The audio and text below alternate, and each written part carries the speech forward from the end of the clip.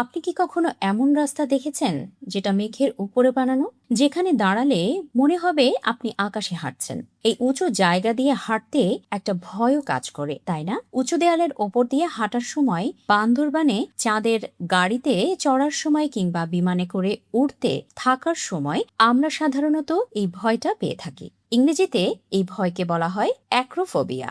জীবনে একবার না একবার আমরা এই ভয় অনুভব করি, তবে একবার ভাবুন তো পৃথিবীর সবচেয়ে উঁচু রাস্তা দিয়ে হাঁটতে কেমন লাগবে।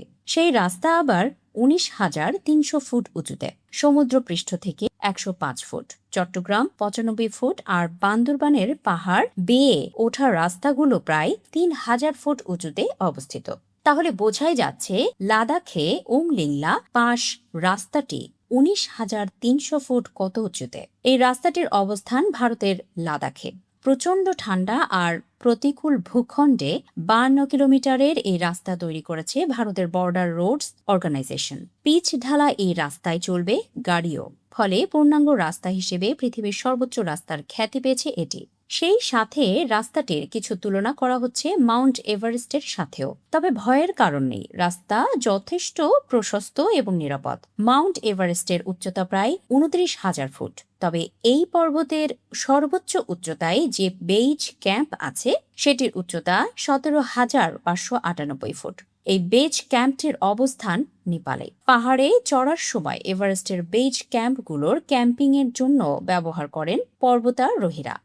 ১৯,৩০০ ফুট উঁচুতে এই রাস্তা তৈরি করে বলিভিয়ার রেকর্ড ভেঙে দিয়েছে ভারত। বলিভিয়ার সেই রাস্তাটি ১৮,৯৫৩ ফুট উঁচুতে অবস্থিত।